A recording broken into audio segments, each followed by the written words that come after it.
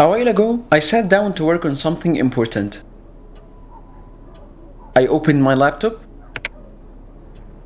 I knew exactly what I needed to do.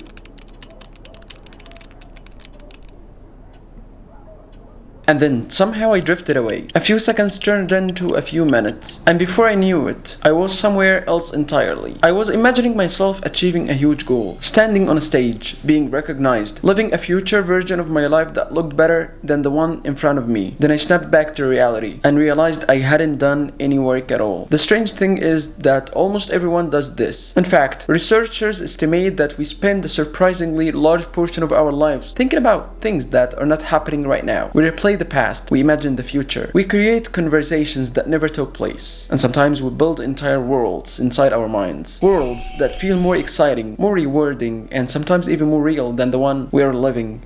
But why is daydreaming so powerful?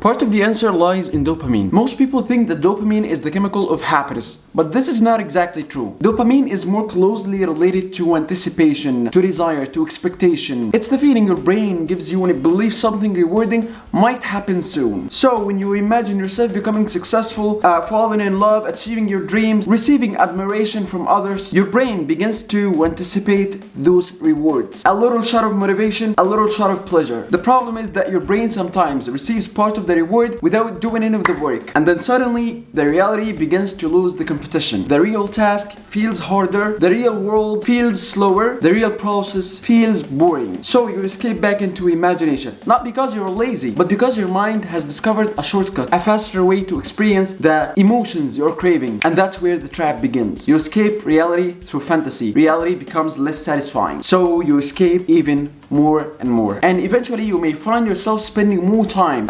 imagining life than actually living it. So the next time you catch yourself drifting into these kind of imaginations and this kind of fantasy, don't judge yourself, don't panic, just ask, what is this dream asking for? What need is hiding underneath it? And what a small step I can take in the real world to move toward this imagination? Because maybe your daydreams are not your enemy, they are just a message from a part of you that is still waiting to be heard. But here's something important. Daydreaming itself is not necessarily the problem. In fact, the human brain seems to be designed for it. The real difference may not be whether you are daydreaming or not. The difference is whether you are aware of it, whether you are choosing to imagine, or being carried away by imagination without realizing it. Modern neuroscience suggests that our brains operate through several large-scale networks that constantly interact with one another. One of them is called the default mode network. This network becomes active when our attention turns inward, when we are remembering the past, imagining the future, reflecting on ourselves, or daydreaming. In many ways, this is the network responsible for creating the rich inner worlds we experience. But there's another network called the central executive network. This is the network involved in focused attention, problem solving, decision making, and carrying out tasks in the real world. And between these two sits a fascinating system called the salience network. Think of it like the brain's switchboard. Its job is to decide what deserves your attention, the world around you or the world inside your mind. And throughout the day, your brain constantly moves between these networks. Sometimes you need imagination, sometimes you need focus. Both are valuable. The problem begins when we lose awareness of the transition, when the mind quickly slips into fantasy while the task in front of us disappears from view. Healthy daydreaming often happens with awareness. You know you are imagining. You can step into the fantasy and step back out again. Unhealthy daydreaming is different. It starts to happen automatically, compulsively. You don't feel like you are using your imagination. You feel like that your imagination is using you. And before you know it, minutes or even hours have disappeared. So perhaps the goal is not to silence the default mode network. It is not to stop imagining. It is not to eliminate daydreaming from our lives. The goal is to strengthen awareness, to notice when the mind was wandered, and gently choose where to place our attention next. But here's the interesting part. I don't think daydreaming itself is the real problem, because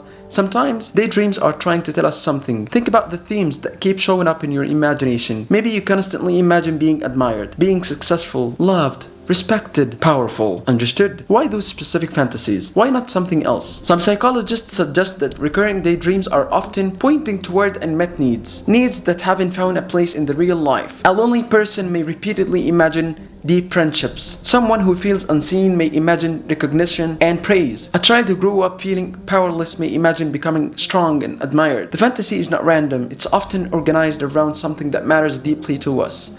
Something that we are longing for, something we may not even fully understand ourselves. So, maybe the question is not, how do I stop daydreaming? Maybe the better question is, what is daydreaming trying to tell me? What am I looking for? What am I missing? What need am I trying to satisfy inside this imaginary world? Because if we only fight the daydream without understanding the message behind it, the need remains and the fantasy keeps coming back again and again and again. But there's another side for this conversation, because while daydreams may reveal something important, we still can't live inside them forever. Life is happening here, in this moment, in this room, in this body, not inside the future, not inside an imagined reality. And that's why one of the most valuable practices I've discovered is mindfulness. At its core, mindfulness is incredibly simple. It's the practice of returning to what's actually here, your breathing, the sounds around you, the feeling of your feet touching the ground, the wind against your skin, the reality of this moment. That may sound easy, but it is not, because the mind loves to travel. It jumps into the future, it revisits the past, creates stories, creates possibilities, entire worlds. But